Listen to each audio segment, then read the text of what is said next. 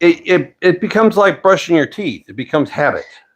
You just you're thinking about it when you're out and about, and I always have my phone with me, and that's what I use the video with, and if I got something that I think you guys would be interested in, I turn it on and we start talking. Yeah. But yeah, sometimes it can be a little bit rough. Especially like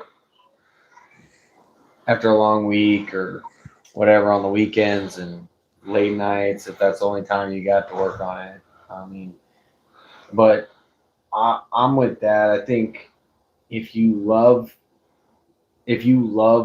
what the project is and you love doing what you do, then your body will be motivated enough.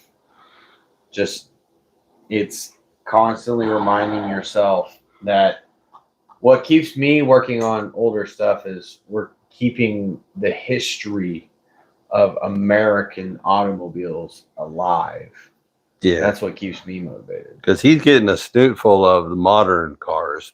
And it's it's telling you, it's different. If they would have kept it simple. Yeah, that KISS principle actually works. Yeah, yeah. But no, it's really not hard to stay motivated. I mean, because now after the first couple of years was rough because I wasn't making any money. I wasn't monetized. I was just doing it. You weren't seeing any progress. Yeah, well, I was seeing progress on the truck, but I wasn't seeing anything. Nothing building up. I mean, it was just sprinkles of a little bit here, a little bit there. Yeah. But as you go further in, it starts getting fun. I mean, it's because I like them. Doing a car show or doing a PRI or doing a SEMA and traveling for it, and that kind of breaks up the monotony. Yeah. It really does. I mean. And there's lots of car shows and lots of cruise nights and everything coming up, and I'm starting really getting excited about that. And plus, now I got the front end alignment done on Bamalam yesterday, and she's ready to go. And there's a test and tune Saturday at the local drag strip, and we're gonna knock the dust off it and see if she's can handle it, and just make some test runs, not really just jump in the pool all the way, but we're gonna see if we can flog on a little bit to see what she'll do. There ain't no timing system, and I don't have a draggy, but I'll know if it's running right just by the seat of my pants, Been doing it and just having fun. And now I'm really looking forward to having some fun with it. And it's tagged and insured now. I got that done today because I couldn't drive it because the front end alignment was way off. Left everything loose on purpose. Tighten everything down. She's right as rain. You can take your hand off the steering wheel now. It tracks straight. And we were worrying about the frame because, we had to fix the frame in several spots. We had to weld it up because it was some of the back in the day it got wrecked, and they kind of did a half-ass job about fixing the front end on it. And we took it all apart, all the way down to K-member and all, loosened everything off, and all the cross braces, everything, straightened everything out, and re-welded everything. And not a problem at all. That frame is exactly where it's supposed to be. We did a good job. But it can be a much, Yeah. It can be much. Yeah, it can be a lot. But I just enjoy it. I've always enjoyed taking stuff apart and fixing stuff, or I think what at the end of the day, and I was thinking about this driving home because in the automotive industry you get a lot of people that they don't have that knowledge, or they never wanted that skill of learning how to work on a car, and being and it blows my mind because your car is like the number one tool in your life that you have, your car and your phone. Oh. And you can live without a phone. I mean, you can live without a car too, but trying to get to, from here to a grocery store is, a 4-hour walk. Or DoorDash when you pay twice as much. DoorDash needs a car. Yeah. You're right. Yeah. DoorDash needs a car. So, I mean, it's consumed society, and I've never understood the not want to Yeah, we'll because know about the one thing everybody deals with on a daily basis. That's the part that gets me about the newer generations. Is they just don't have any. Some of them don't have any want to be in, want to even get your driver's license. I mean, in our day, That was a driver's license was freedom. Yeah, it was freedom. You got to get out of the house and you got to go spend time with your friends and you got to go do dumb stuff. Oh, you need something from the grocery store? I'll go. Yeah, that was drive your brother to work. That was drive your brother to school. That was when we got his older sister the first car and we didn't have to soccer mom all the time. That was handy. Yeah. That opens up all kinds of possibilities. So then I got my own. Yep. I wasted so much gas not carpooling because I didn't want to be seen with my sister. Yeah. And she didn't want to be seen with me. Do you guys notice this? We got that from the Mac guy today. He been doing that, yeah? No. So tell me a story. So I got that like 5 weeks ago. But so I ordered it and I told him I didn't even order it. I just told him, hey, come August, I need this for my birthday, for Dad's birthday. And if you guys don't know anything about the tool truck guys, they're independents. So they're small business owners and they're essentially sponsored by Mac, Matco, Snap-on, whatever. But they're on their own individual business. Each truck is, right? So Ty has an LLC and he's my Mac guy. That's where they're subcontractors from. Yes. So they're basically subcontractors for the tool companies. So I told Ty, I was like, hey, I really like this banner. I need it, but don't order it till August because birthday, and we got to set up the shop, and so this will be the first banner Dad gets. It'd be great. It is officially now the first banner I got. Yeah. So Ty took it upon himself. And he ordered it. That when we had that conversation, apparently he ordered it on the spot, didn't tell me, and then 2 weeks later, he come in the shop handing out flyers like, "Hey, I got something for you on the truck." And I was like, "Okay." I didn't order anything, but okay. And I go out to the truck, and he's got this banner. And we've been talking about doing a hutch reveal. Yeah, forever. Yeah. Which we still need to fault. do. Again, one of those, all that stuff going on. Yeah, still need to do, but I've been hoarding it at work on the top of my hutch, thinking he would finally show up and do the hutch reveal. When he did the hutch reveal, I'd be like, "Oh yeah, by the way, I got you something." But Ty donated it to Uncle Buck's Garage. Thank you, Ty, as a thank you for all the business that he's gotten from me and from Dad, because you got an impact from him. Yep. I got a bunch of tools from him. So, Ty, if you're watching, thank you very much. Appreciate you. You're the first, and I'll be proudly up in the new shop. I do want something from you guys, all you guys watching. If you guys have an old license plate from the state you're in, I would like to get all 50 state license plates on the wall in the new shop. I got California. Okay. But I mean, doesn't matter. But I need all 50, Alaska and Hawaii.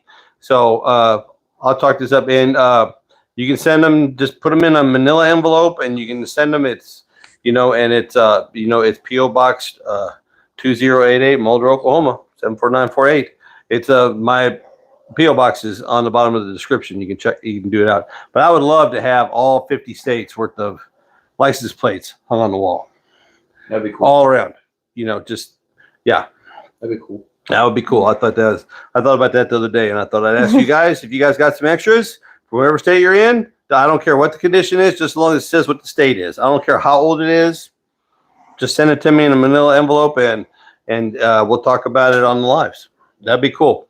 I really appreciate that. And just remember, this is sponsored by B&A Engine Works out of Van Buren, Arkansas. Their information is down below also. Yep. And also I have that super link for Summit. So if you're going to buy any parts, which you guys have been buying parts, I've been getting the numbers. You guys are doing great. Just keep it up. Just if you're going to buy something from Summit, just go through the link, and then that helps out the channel. And I'm also the company that also does the stuff like that for Summit, they also just brought on JEGS. So I think I'm gonna sign up. I think I'm gonna sign up for JEGS's affiliate program. Market. Yeah.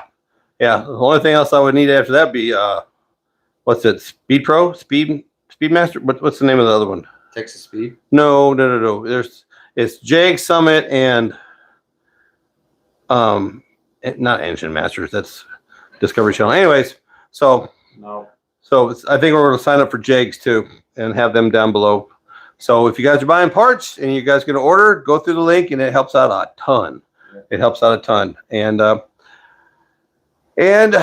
let's see what else we got. I got like I said, I got the front alignment done yesterday. I got all the tags and everything done. It's legal and the insurance today. So we're going to, there's going to be a video coming out probably Wednesday of the test and tune at drag strip on Saturday. Or I might do a little bit of quickie live from the drag strip because it's going to be a really nice day. I got to tell you guys up on the East Coast, I don't know what your weather is like, but man, it was 75 degrees out here. It was a little sticky. The humidity was up, but it was a nice day today. It was overcast and 75 degrees. It running around with the window down the 1st of March. That was nice. Yeah. But then it's supposed to storm again tonight and get rain again because the backyard is still a moat. Tell me about a moat. Yeah. Oh, no. Yeah. Oh, no. Now we cleared off all your land. You can see where the water's sitting. Oh, my goodness. He's got a lake. He doesn't have a moat. He's got a lake or a pond. There's water everywhere in his backyard. 40 is literally underwater. Because when he bought the place, it was all grown up, and we spent this winter while it was, no snakes and no bugs and stuff, and knocked it all down. And man, you can really tell where the water is now. There's lots of water in his place. We've got a few questions already. Okay, what's questions? Me Busy says you were going to get an uncle, I think, to help you work on a transmission a while back. Did you get that project finished? Did you learn anything, and would you do it again? No, Uncle Mike has not been by to do the transmission. Uncle Mike's having a little bit of health problems right now. But he's still into it. I gotta actually he told me to grind down a 5/8 socket for some specific reason for a Turbo 400. But I also have a guy that I need to actually call from about an hour away. He's ex-military and he's living down in Mena, Arkansas, right across the street from Brodix. And he was a transmission specialist in the Army. And he's supposed to be set up come March or April. So, and he agreed for me to come down and video him building Turbo 400. So if Uncle Mike ain't up to it, I'm pretty sure I can get the other gentleman. We can get a video done for that. But we're going to do that process. And because Bam is still a one-wheel wonder, I am going to have to actually get the posi rear end up on the bench and start getting it straightened out because I can guarantee I'm going to need it for the class. And get that rear end swapped out. But no, haven't done that video yet, but it is in the works. Again, like I said, we're talking about starting up. That's lives and wives and family and all that. It's you pick your battles. But that is definitely one of the ones that, with the big block that we're doing in the machine shop right now, it's definitely going to have the Turbo 400 behind it because it's going to be nice and spicy. And it's going to be right as rain. And it's going to be a 468 cubic inch because 454 board 60 over ends up being 467, 468, something like that. Yeah. So, yep. Next question. Judy says, hi, Uncle Buck and Kenny. Come in, Judy Ann. And she says, Kenny and Presley have a lake for the boys to swim in the yard. Yeah, with malaria. There's a lot of skeeters. And a lot of skeeters. A lot of skeeters. But they don't care. Oh, they found a little puddle on the porch from the rain we got this afternoon. Mm-hmm. And Wyatt was having the time of his life before we left. Just having a ball. Oh, yeah. That little puddle that. He loves it. He in the backyard, if there's a puddle in the backyard, it's like beeline. It's like a laser beam. He goes right for it and starts stomping. It's his thing. How do you think we feel in the side yard? Yeah. That thing is 6 inches deep, and he'll walk up to it and go, I want to stomp it. He doesn't go, I want to stomp it. He beelines it and goes, I'm going to sit in the deepest part and not move. So Mom has to come in here and get me in her Crocs. Yep. He just flops dead on his butt in the middle of water. Painless James Laughlin says 1973 C10 long bed out of the field and out of the field and in the driveway. Thanks, guys, for all the videos. Not a problem at all. I'm 63. Oh, that's the squarish ones. No, he said 73. I thought. Was it 73 or 63? 73 C10 73. long bed. Okay. Love them. Yep. Good job. 73 is hope it's got a grill in it. They're hard to find because they were 73, 74 was the only years with a specific thickness of grill. Yeah. And then they started playing with them a little bit. But no, yep, enjoy. I mean, we ain't gonna stop. I mean, Bamalam ain't anywhere near done. I mean, it's drivable now, and going up and down the street and everything doesn't overheat, doesn't leak, doesn't have any issues, and now it drives right. You know, but I mean, there's always going to be. You guys know there's always going to be something that you're going to want to trade out and switch or swap or something. You know, I got to find bumpers. That's what I got to find. I got a rear bumper that I got to take the chain and the cheater bar to and straighten it out a little bit. I know what else you got to find. What? Tailgates. I got tailgates. Tailgates catch wind. Tailgates catch wind. I'm not using it to haul anything. It's for fun. It's a hot rod. I didn't have a tailgate on the first truck. I had one. I just never put it on it. It went when it got sold. Oh, that was the other thing that I got asked this week. Somebody on the channel asked if I would ever sell it, and I was like, I don't think so. You sell it to me. Well, you know, you didn't think I'd sell the first one. Okay, first off, I'm gonna put my 2 cents on that topic because you said, and I quote, "I'm never selling techs." And somebody walked up with $7,500, and that dude left. Okay, but I'm just gonna say that if he sells BAM, you won't find his body. So Why? Why? I've grown attached. Yeah, I have too, and she's done way too much work, and we sold way too many T-shirts, and it's like my face, and that truck is the figurehead of this channel. Yeah, I've made BAM the focal point of this channel right now. Yeah. At this point in time, BAM is the focal point of the channel. Now, the other frame out there, if we find a truck that has title on it, that one's probably going to get built and sold just out of spare parts. We'll call her Judy. Why? Yeah, why? Isn't the back end blue? Yeah, we'll paint it one color. Judy blue. Judy Blue. Doesn't matter, guys. Whatever. John says my cam for my SBC on the crank gear are 3 keyways. Oh. Why? Okay, the crank gear for your timing chain, for your camshaft timing chain, it's so those are the ones I don't buy those. I buy just it's got a single keyway, and that way you put it at 0 degrees in. That's either to retard or advance the camshaft by 2 degrees off the crank gear. And it's if you aren't a professional, if you ain't went to school and you ain't a damn rocket scientist, then don't mess with it. Just get you a $25 double roll timing chain with a single keyway. Yeah, just if you got one that's got 3 on it, just do the one that says 0, not the +2, not the -2. Just put it at 0, dot to dot. You basically, because what that's for is so like when you degree a can, right? Everybody that watches our videos, I'm almost positive, every single one of us grew up watching Power Nation. Oh yeah. Right? And Patrick always talks about degreeing a can. Yeah, and that's the big wheel and the pointer and all that business. Yeah. That's what that's for. You can advance it 2 degrees. You can retard it 2 degrees. They make some that go up to 6, +6, -6. They go some that got multiple. I mean, that's got just all. It looks like it's just 8 up. Yeah. Oh yeah. That's but that's what that's for.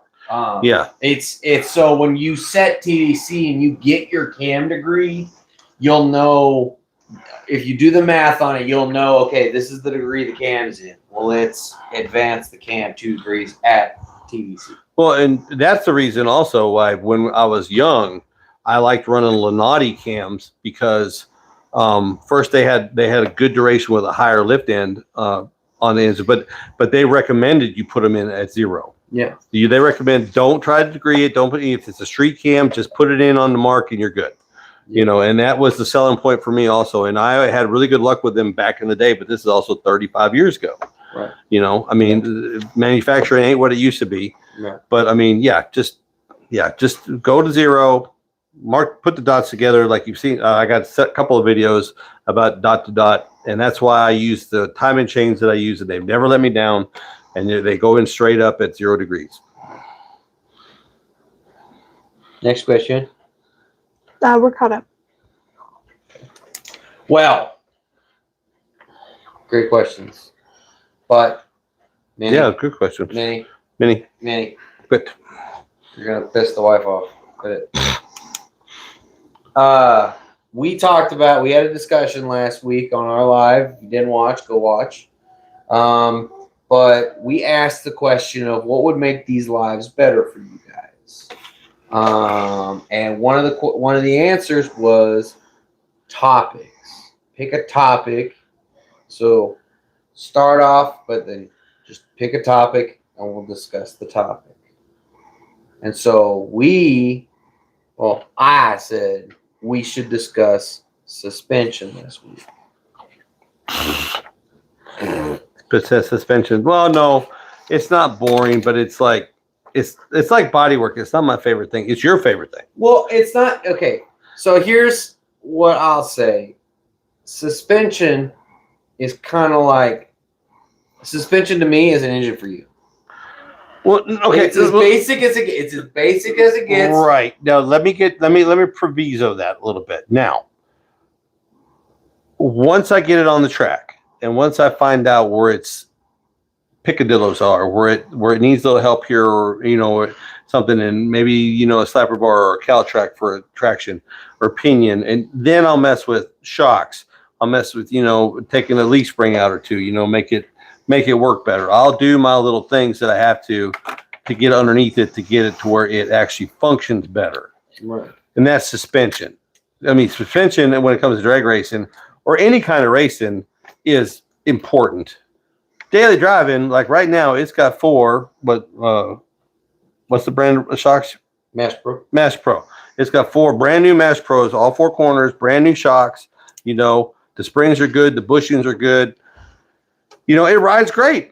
But it's a street truck, and it's got a big heavy front sway bar on it, so a corner's good. And it's fun to drive, but it's not set up for the drag strip.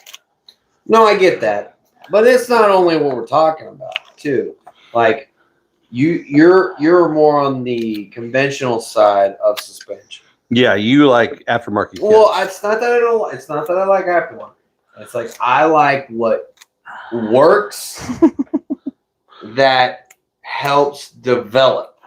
Now, I will say the owner of the shop that I went and got the front alignment with,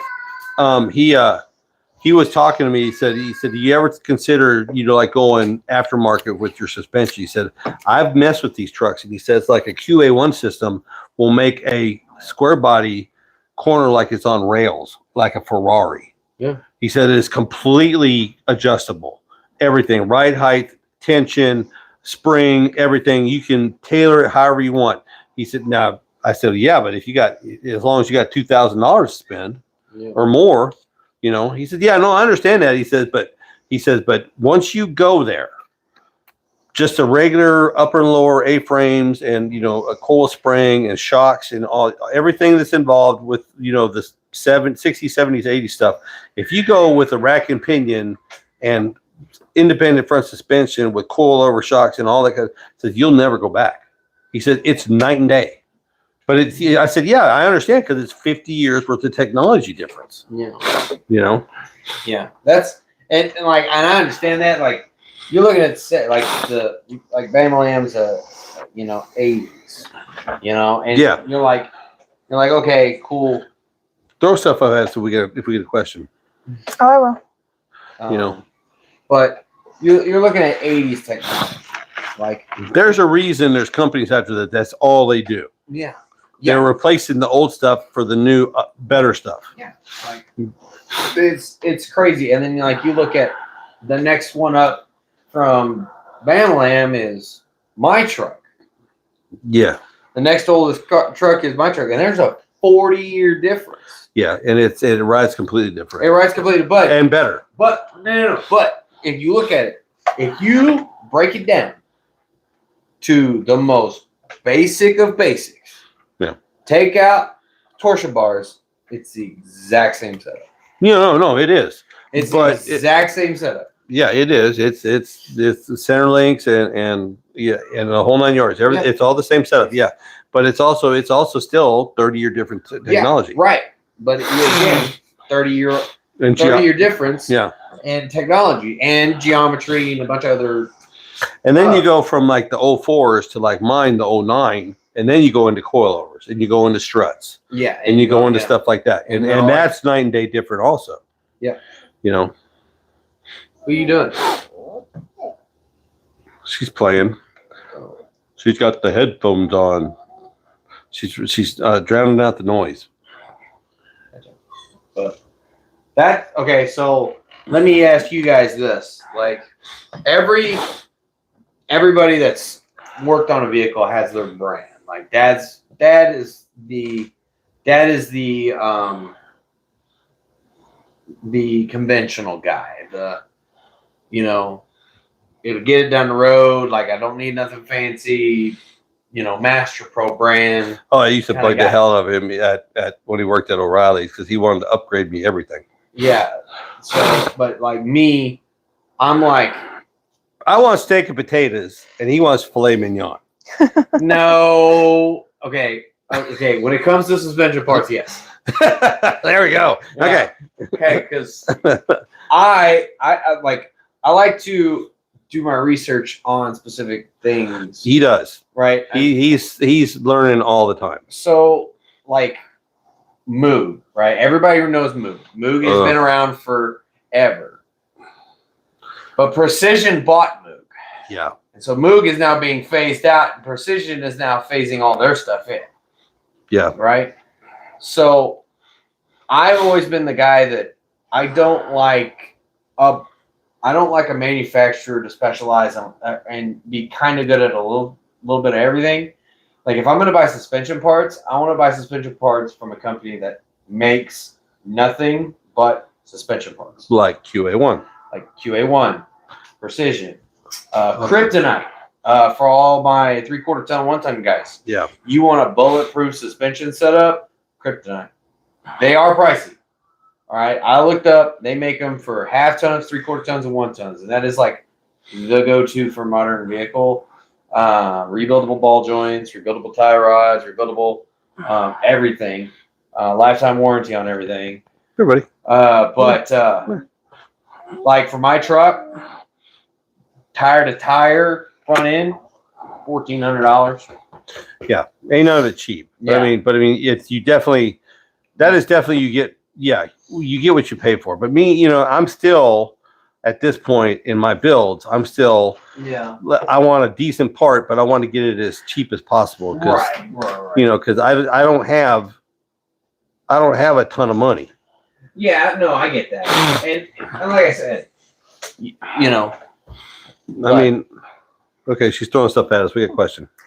Well, it's not really a question. They're just more like statements. John says MFG calls it a stage 4 480 lift. And then Michael Scantlin says all the new cars and trucks you won't see driving around in 40 to 50 years. No, you won't. And then John says grease fittings and a whole bunch of question marks. Yeah, well, okay. I had to change the upper ball joints out on Bam because we couldn't get them just in the bargain $20, $25 upper ball joints with grease zerks. The picture on the computer. You believe that? The picture on the computer said it had grease zerks in it, You believe that? But everything he pulled out of the box, I had Philip do it for me. And out of 3 different part numbers that showed grease certs in the upper ball joints, pulled them all out of the box, nothing. They're just flat tops, no way of greasing them. And if you pull them apart, there's barely any grease in them. It's like they're designed to fail. So I spent the money for the higher end ones, and they had to order them in because they didn't have them on the shelf. Precision. The Precisions, and they were $65 a piece, where I was wanting to pay $25 for the set.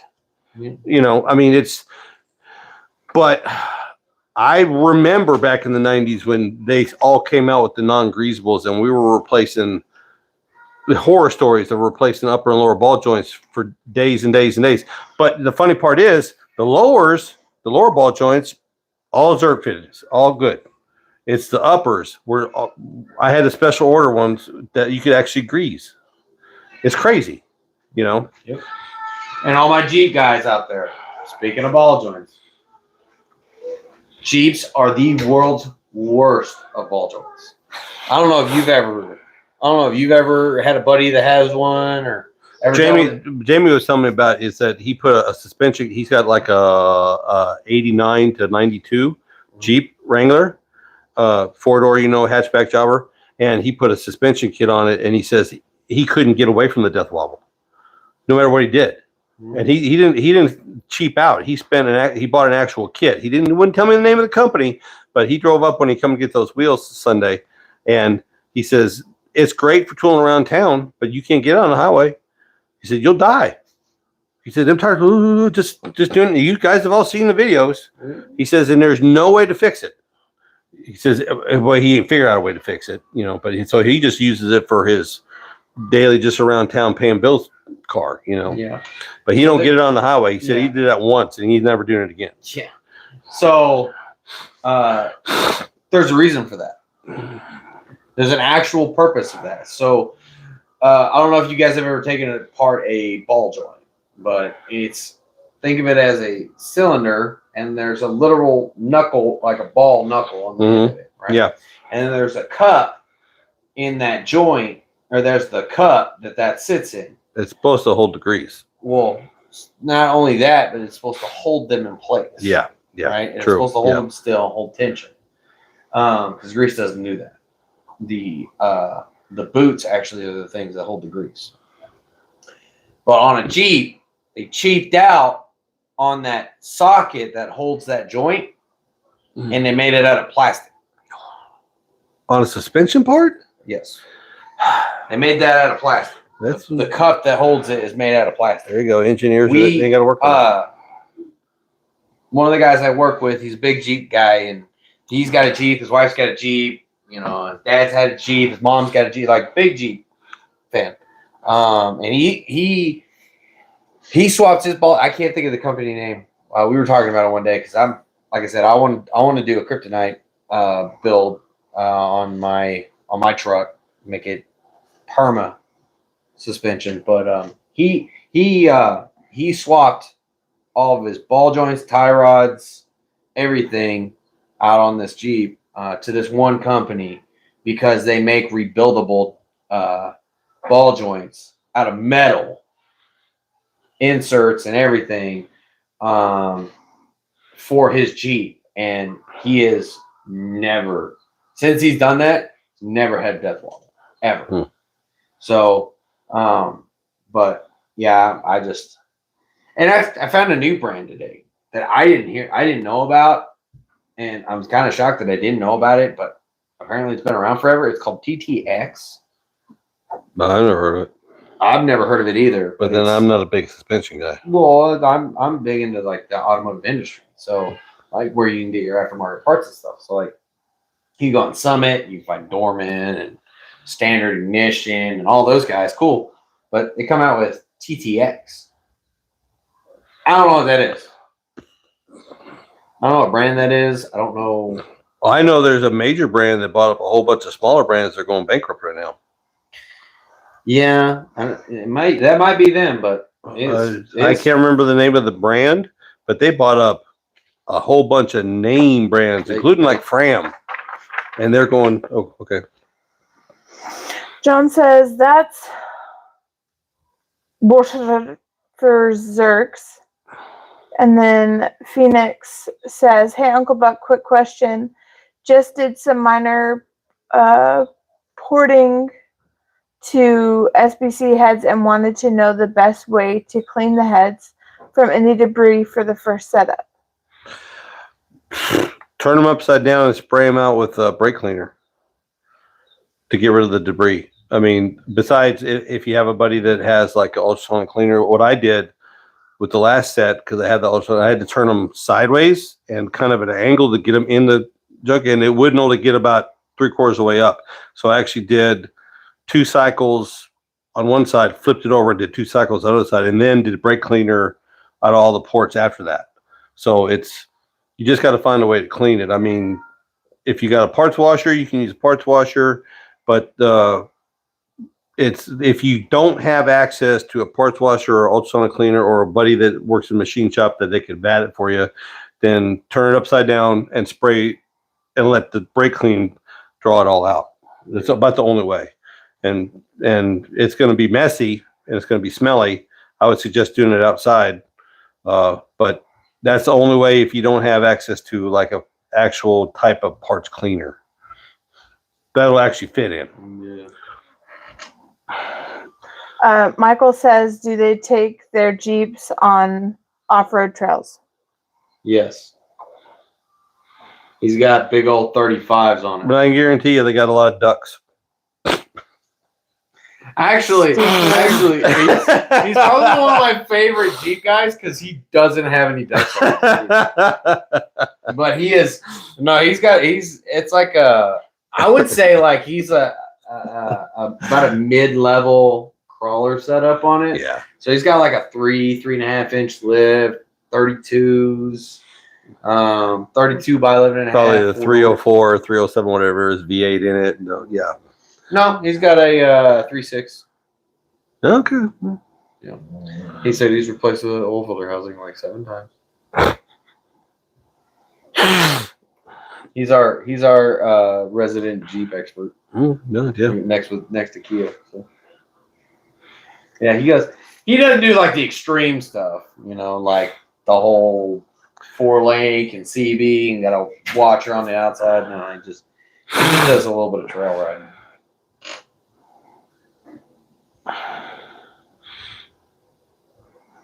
Got 16 people watching. Not a lot of people talking tonight. That's about normal. Plus we changed the times. And, Yeah. like I said, we're going to leave it at 7 because of his schedule. That way he's not out till late in the evening and wrangling boys and some semblance of life. But my question for all you guys are my ride and die true guys. What kind of stuff would you guys like to see from the drag strip? I mean, what information would be interesting to you? Just so I know kind of where to point the camera and see what you guys would like to know. Because we got the whole series with the machine shop coming through, and then we're gonna have the whole summer and fall for the drag strip, and then the builds, and then all the stuff I'm doing to Bam Lam, which I did a bunch to Bam Lam the last week. I had to replace a bunch of little things, like I had to rework the heater box flap door control. I had to redo that. I had to put a new hood latch cable in it to get it to work. And I've been working on the doors. The doors are kind of a little bit off. I had to put a new striker on one side because it was not closing right.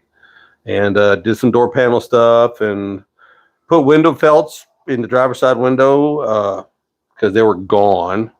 I had bought a kit a year ago and I finally used it. So it's nice and tight. Still ain't got no carpet. I still don't have a dash pad. But the gauges are all done. They're all working. Thank you very much.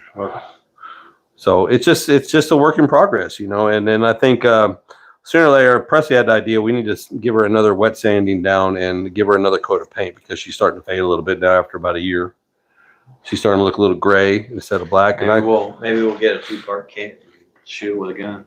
No, we'll do that on Mom's car. No, Bam Lam's gonna be black primer or maybe semi. So I'm saying, get Could two still parts, shoot set it. up, Could still shoot it with a gun. Yeah, we could shoot it. I mean, you got that gun 2 years ago and you ain't used it. I ain't even took it out of the box yet. Yeah. I'm a rattle can king. You know, I'm the rattle can Rembrandt.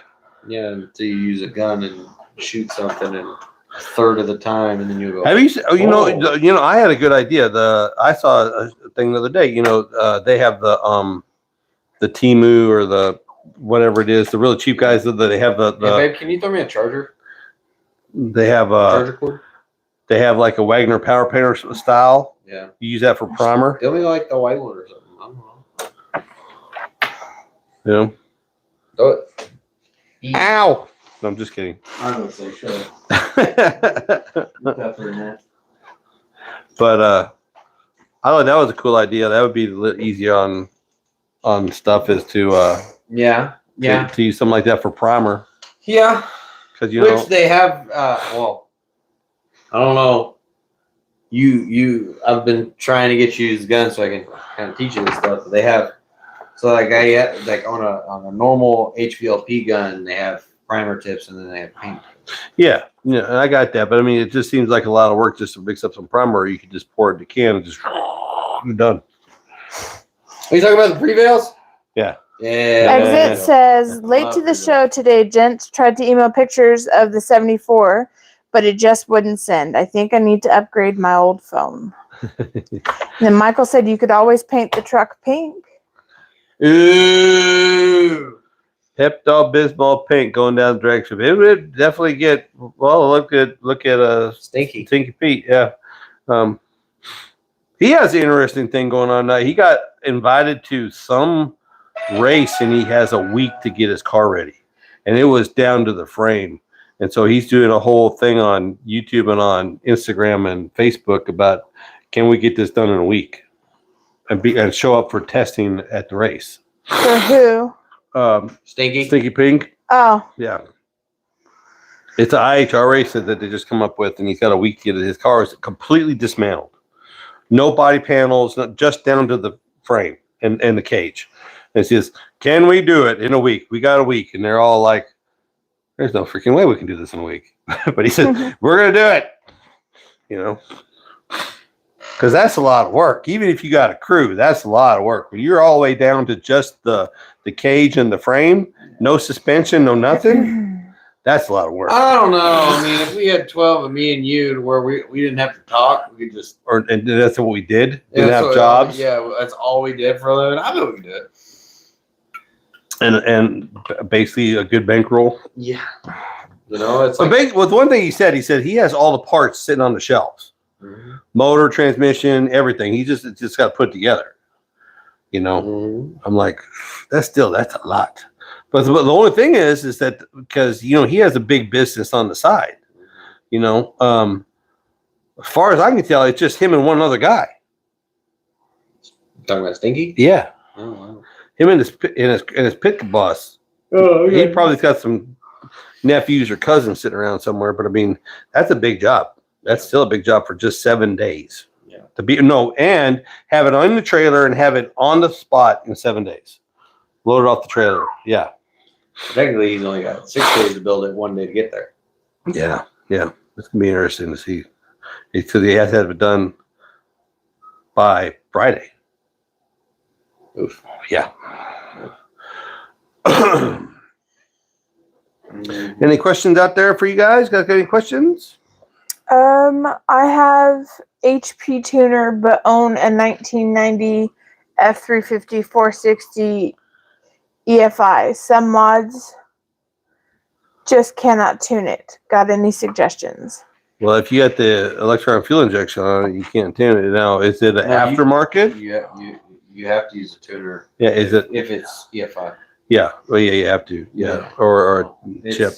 Is it the original box or is it an aftermarket box? Is it like a Holly system or is it the original it's fuel injection? No, it's HP tuner. It's aftermarket. Okay, yeah. It's aftermarket. Laptop. Well, yes and no. So,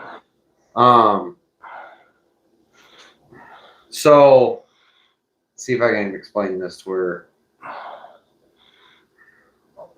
Make sure that all of your air sensors are reading properly. Make sure all of your O2 sensors are reading properly, and make sure that your injectors are firing when they're supposed to. I'm going to add one more thing. He says original EFI. Oh, it's originally okay. I'm going to ask one more thing. Does it have a cold air box on it with a K&N type filter in it? Because those things are trash. Because the oil you use in a K&N filter will foul your your Mass airflow. mass airflow sensor. Yeah, it'll foul it, and you won't get the right readings. It won't run right. Yep. They're great for carburetors, but they're terrible for fuel injection. God awful. God awful for fuel injection. For anything that needs a mass airflow sensor. That's right. It just gums them up like molasses and sticky, and it messes everything up. And you'll be chasing your tail for days trying to figure something out when all it is, you got to clean that. Yeah. Yeah. I love it, K&N filters. Don't get it twisted. Washable filters, love it. But what I do is, as soon as I get a filter, I wash all that crap off. And then I put it on. But in like with the drag car with the one that's back here, the picture of it, it had the full 4-inch with the breathable through top. So I had the full thing for the drag races, and it worked great. Yeah, for a carburetor, but yeah, it gums up fuel injection terrible. It also works good for TBI. Auto body edition. Like all the 90 stuff. Yep. Yeah, that's the one thing K&N don't tell you about that. That's what I would do is I would make sure you're getting your air fuel ratio is reading right. Your injectors are firing when they're supposed to, and all your air inlets. So like your mass airflow sensor, your MAP sensor. Are the injectors old or new? Yeah. There's a little tag on the bottom of the second one. EFI guys, throttle plate and cammed. Yeah. There's a little piece of paper taped to the bottom of the second with the EPT. What is it? It's right by your right hand. Yeah. What does it say? It's just three digits. PEA or PEE? I don't know. The last one's kind of weird. EEA? I don't know. Anyways, it's PEA, PL, PET. I don't know. Oh no, that's the Four Queens code. No, it says fuel cleansing. It's from AMSOIL. It's the best fuel injection cleaner on the market, and it's got to have a specific. Here, let me see it. It's got to have a specific additive to it, which is like all the junk off the shelves is just. John says AMAFR. PEA. It's AMSOIL. Yeah, PEA. AMSOIL fuel injection cleaner. I actually wrote it down so I know I get the right stuff for my truck and for the wife's car. You got to order through AMSOIL. AMSOIL is the best on the market, and you can't buy it anywhere but online. I mean, there's very, very few parts stores that actually sell AMSOIL products. Okay, so you go on the website and you get the fuel injector with PEA in it. PEA, and it will clean injectors better than anything else that's on the market. Yep. I'd put over the shelf. Again, I put BG stuff on it. I'd put BG and AMSOIL. I'd put BG up with AMSOIL. I've seen some nasty injectors come out of motors, and I did. Yeah, you have. And I put a BG clean on it, and it, but it's one of those that you can't buy BG. Yeah. That's the kicker. Well, then why tell them about it if you can't buy it? You can buy it. Exit says you guys should try the BG injection system cleaner. Yep. Yep. The combustion cleaner. Oh yeah. Yep. That combustion cleaner is. I have a BG guy that comes to work. And if I want BG stuff, I just ask him for it. And he gives it to me. And it's awesome. But because he wants us to like the product, to understand it so we can sell it, right? So I like wholeheartedly like, yes, let me try everything. Like I want to try the combustion cleaner, the fuel injector cleaner, the 44K, MOA, EPR, like all of it. I want to try all of it. Tranny cleaner can Is that those? Is that those little cans? Your contraband? You can't say that on the live. Well, you're the one talking about it. Talking about having it, not talking about. I'm talking about using it, not having it. I'm talking about you, not having it. But anyways. Anyways, just like with being G-rated around here. Yeah. I like how you did that, you know. Threw that out there. Yeah. You mean the contraband? Oh. Anyways, I know you guys have heard me talk about, you know, going to SEMA, and I don't actually have a. You're going to SEMA back? I'm going to SEMA, yeah. What? I'm really excited about it. I'm so shocked. I haven't heard But even if you're anything not about this. going to SEMA, if you're going to Vegas and you want the cheapest, best place to stay, it's going to be the Four Queens on Fremont, which I highly recommend because I've had a lot of history with them and they've always treated me good. And I love them to death. And I love sitting on Fremont watching people. It's like going to Walmart and watching people. It's just so much fun. Okay. But there's specials is if you're a first responder, if you're over 50 or if you're a veteran, then you get 10%. You get 10% off of your room stay. Which if you stay during the week, it's really cheap, and the flights are really cheap. And the code for that is FQDISC. Yep. FQDISC. Four Queens discount. Four Queens discount, and you have to go through their website to get that discount. But it's, you know, I mean, for, you know, $59 a night is still, you know, it's $6, but it's $6 you get to spend on the tables or on the, you know, playing cards or doing whatever, you're buying your beer, you know, saving money is saving money. So Michael's, go ahead. Go ahead. Michael says, I knew you should do a giveaway for tickets to the drag strip. Ooh. And then John says, does a 1 spray, 4 spray, or 6 spray hole injector make a difference? Yes. that would be his. Yes, that does. Think of it like this. Your injector is your jet. So 1 hole is a small jet, 4 holes is a bigger jet, 6 holes is a mega jet. And you got to think each jet or each cylinder is getting that specific amount of oil or fuel. So you want to, when you go, if you want to upsize your injectors, you have to complement that upsize, or you have to have a necessity for that upsize. Like if it's running lean, you need to go up an injector. But if you're not running lean, don't go up. Yeah, you're just making it worse. Yeah, you're gonna bog it out, make it rich, and burn a crap ton of oil, and then you're gonna burn out rings, and it's not gonna be good. So, most generally, so you'll have a poundage rating and a flow rating for your injector. Yep. Right, and most generally, your injectors will come 4 holes. You won't see a whole lot of 1 holes, and you won't see a whole lot of 3 hole injectors, but a 4 hole injector is pretty market standard. But it's the flow rate in the pounds per hour that you need to look at. And again, For your specific application. yeah, for your build. Like if you're building a street truck, you might want to be in the 300, 350 pound range, you know. Or if you're building something a little hotter, you might want to be in the 6. You know, if you're building just a straight strip truck, you might looking at the 7, 8. You know, Yeah. you're getting up there. You know, but then you also have to look at, you know, you have. There's some LS guys that are running 2 big injectors per cylinder. Yeah.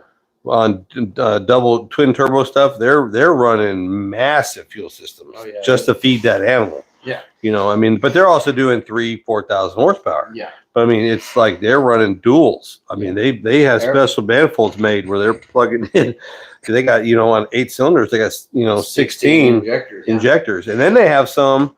I seen one the other day for a drag and drive where he does methanol on the strip, but he runs gasoline, so he has 3 sets of injectors per hole. Yep. So he just swaps it as he's going, putting the street tires back on to drive it to the next drag strip, and then he swaps it back, and he has 2 2 different setups for gas tanks, and I'm like, whoa. I mean, yeah, speed is just a question of money. Yeah. Well, it's also knowledge. You know.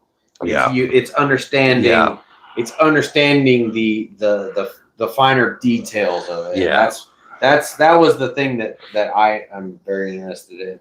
So, and that's why I'm like, because I was thinking about doing the same thing, is putting a little bit better of an injector in the truck, because I'm running a little lean, but that fuel system is also 23 years old, 24 years old. Well, you also have a new fuel pump in it.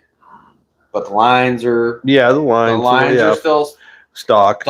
You know, Yeah, the lines are still stock. they're kind of restrictive. The rails are still stock. The return is still stock. The crossover is still stock. Okay. John says the 460 stock was 1 hole, 24 pound.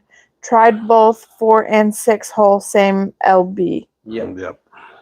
And then Exit says same here. The MOA EPR 44K combo is the shit. Yep. And then The 10. wife's car gets it. My truck gets it. Dad got it. I did it when I did his last oil change. He got an EPR MOA 44K. Tim's Demon says, sounds like all the things I've done on my C20. I have to put some bracing on both sides of the hood so it won't buckle in the middle. C channels. Yep. Yeah, that's one thing I never told anybody, so even us back in the day, that with them hoods, you push, and then everybody just does like a hood, slam, and it just goes. Yep. But Uncle Mike, his dad, was the body man of all body. He was old school as they come. And Mike said there was a guy who was in a wreck one time, and he said that hood was folded like an envelope. He said, and it took Dad a week. He said, but you couldn't tell. He said, but it was a lot of work, So, cool. Yeah. But it's also a combination of the hood springs and the hood latches. I mean, they are so strong. It's stiff. Yeah, like Presley popped the hood on Bamalam, and it has the 81 through hinges and hood on everything, and it just pops right up. It just goes right down. It doesn't, because the hinges are built different. And it surprised her of how well it popped up and how easy it was to put down. Without having to put like the first truck. I mean, that hood was heavy. Yeah, it was. Yeah. Texas hood was heavy. It was heavy.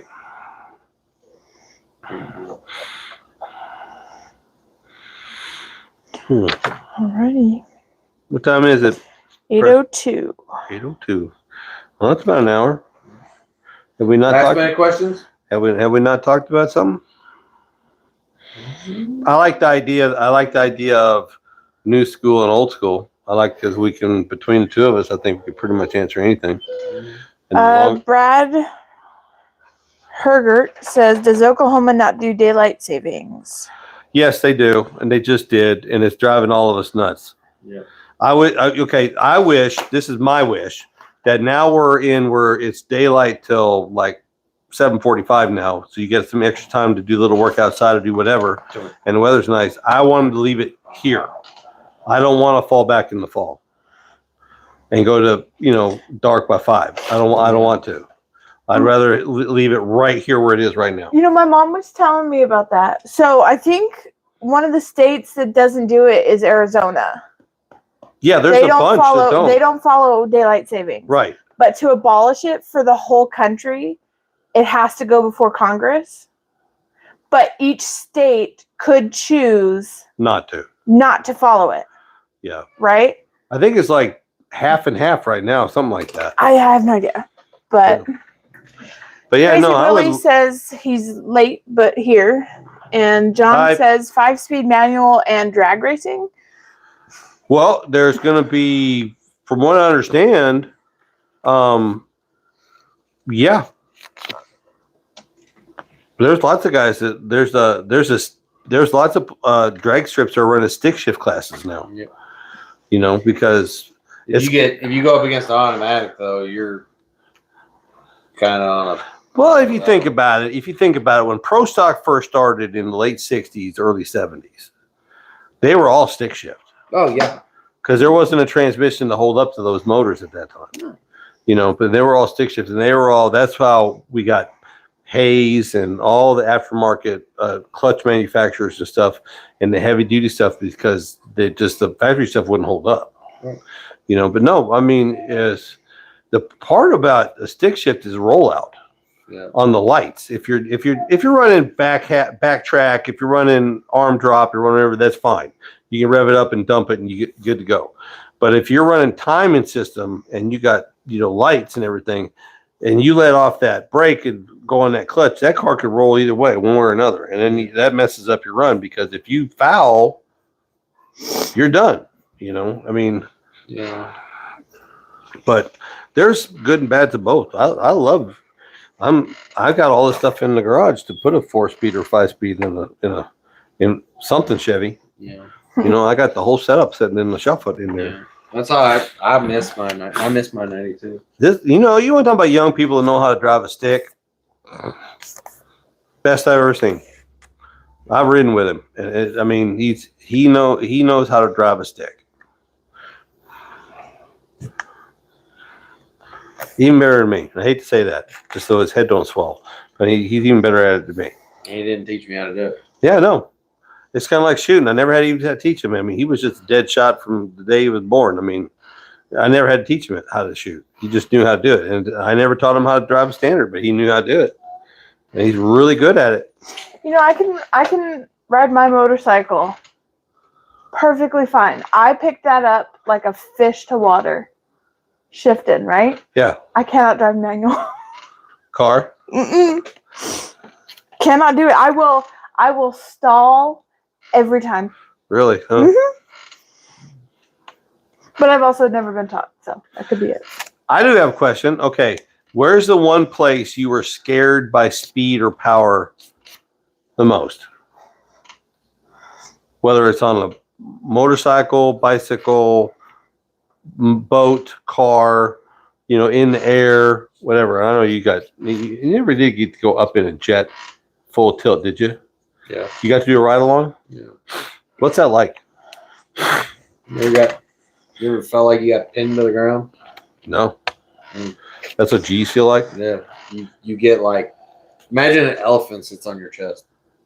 It makes it hard to breathe? Oh yeah, you gotta like force it out. You gotta like Force it out and in? like you gotta like shove air out. Oh. Yeah.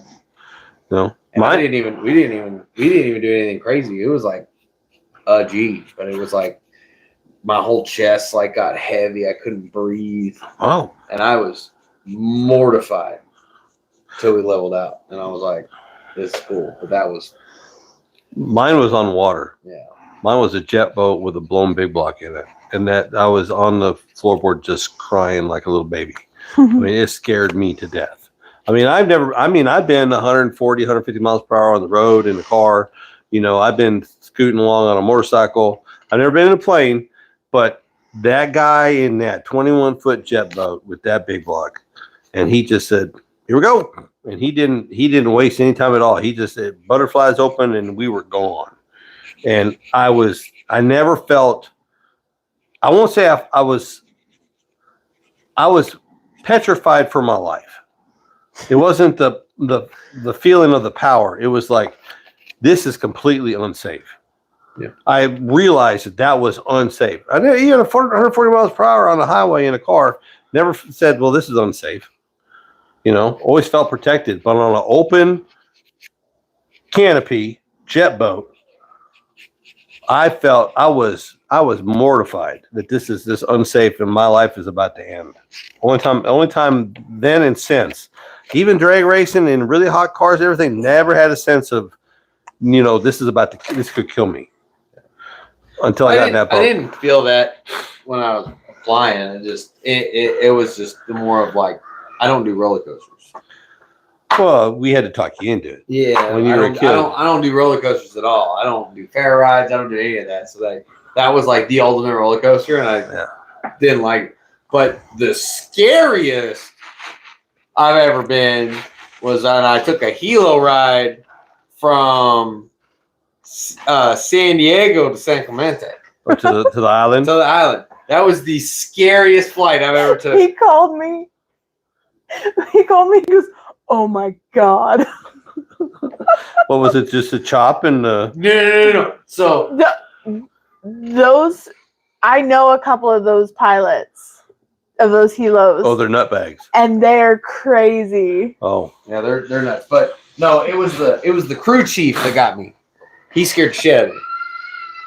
He hands me a hydraulic service unit. He puts it at my feet, and he says, "All right, I need you to do me a favor. Watch that leak. If it stops leaking, start pumping till it leaks again." And then he gets in the front, and I was like, "What?" And dude, I had never watched a drip so hard in my life because it's like this is a main line to the hydraulic system. If this goes out, we're gonna die.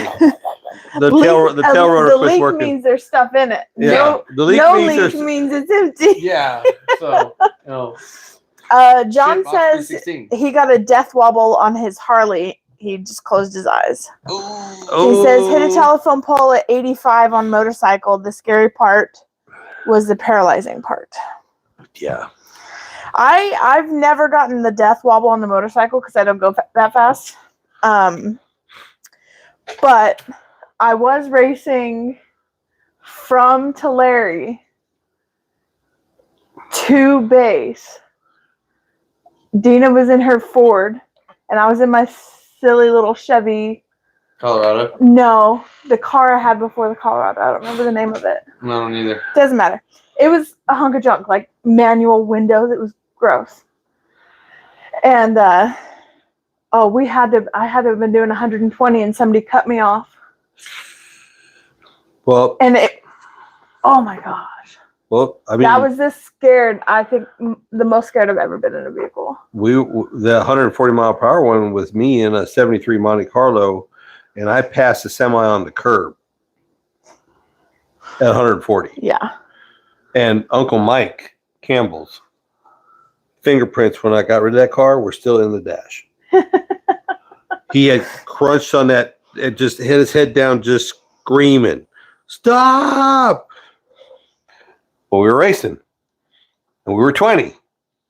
You know, I mean, but the day that car left, that those two crunch marks in that dash were still there. Nope. I don't know if Mike remembers it. I think Mike was half drunk at the time. He's probably suppressed it. Or he's got PTSD from it and didn't talk about it. Yeah, but I mean that old hot rod, she would link out there on the highway, man. Yeah. Them 256 gears, whew, she would do a lot of mile per hour. Yep. I've never been one to be like, you know what, I want to see how fast I can go.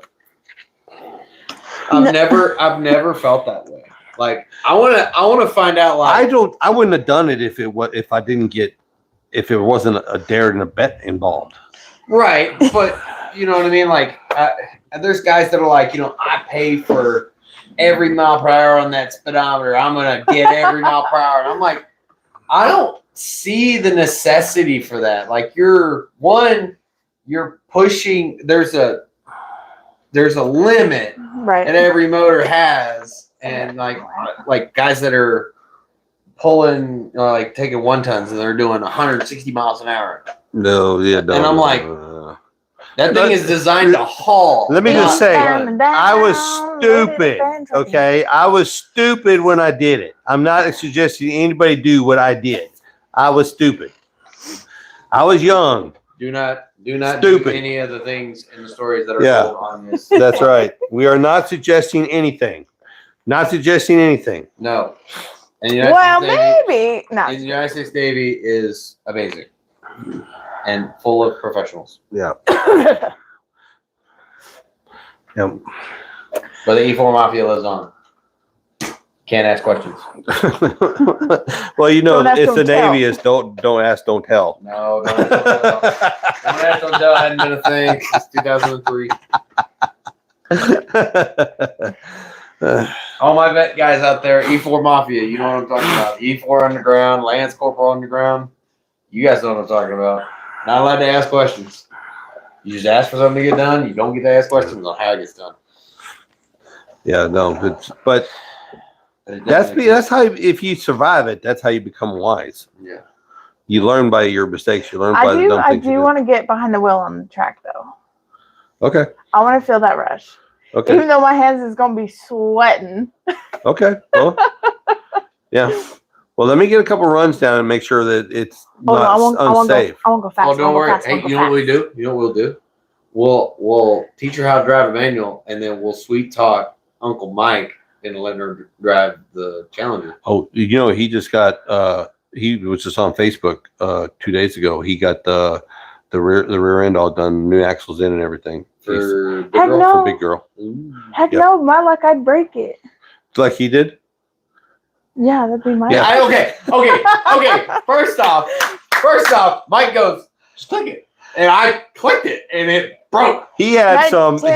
He had some. What do they call it? 3D printed. Yeah, he got He had flapper gear Handles. shifter pedals on the steering wheel that he had 3D printed, and they were kind of cheesy. And he's like, "Yeah, go in there and click it." And Ken just reached in, just very gently goes, "Break." Just broke it, and handed it to him. And you should have seen the look on his face. He's like, "Oh shit!" And Mike's like, it ain't nothing. You I know? 3D printed them. Yeah, but I mean, like he's like, but that whole the goose laying the golden egg. I mean, oh my God, he was like, I couldn't. I turned around and laughed because I couldn't, because just the look on his face, just like, oh. Because if you know this car, This is a $50,000 oh race no, car. oh no. But it's at least $100,000 in that Yeah, car now. no, I know, but it's like No, get in it and sit down. The burliest freaking person we know gets in there, dink, breaks Yep, something. He breaks something. Yeah. Well, okay, so and you got to know Uncle Mike to know Big Girl. Mike's had that car forever. We found it local, and I hauled it up north for about 2 hours away to him, and it was a wreck. It was an old race car, and he redid the whole thing. Yeah. And there was one time he went NASCAR with it. He had the big tires, and he had the side chute exhaust, and the oval exhaust underneath it, the whole 9 yards, and it was really low, and it was on E85, and it run like a scalded dog, and it was full 5-speed, the whole 9 yards. And he's about 13. He's in the back seat, just this smile this big, and Mike's just rocking through, banging gears, and just time of his life, right? But now Mike went to he's road course and stuff, and he's also thinking about doing drag and drive and stuff. But it is his baby. It is absolutely his love of his life is that car. Yeah. Okay, and everything has been modified, everything has been made better. And but just the look on his face when he reached in there and just so the backstory. So take all of that info, and then he's like, "Yeah, just click it." And I click it, and I break something, and it's like, "Oh my God, Mike's about to kill me!" And I do it in front of him. There's no hiding it. Yeah, just hands it to him. Yes, I didn't know what else to do. You can build tougher stuff, I guess. I don't know. That was funny. That was worth just the trip, just the PRI on that deal. Yeah. Yeah, that was. We weren't even we hadn't even got out of town yet. Yeah, we haven't even got out of town. We went to the we were stopping at his body shop because the guy was detailing it out for him and rebuffing it and touching up some stuff. And and we're just sitting there I had talking. seen Big Girl since that ride. Since that ride when I was 13. Yeah. Yeah. That So was I wanted to funny. see- That was great. Yeah. That was worth the trip. Yeah, we weren't even out of town, and and what was messed up and messed with me even more is Dad goes, "I can't take you anywhere," Yeah, I get it. and I'm like, "What? I'm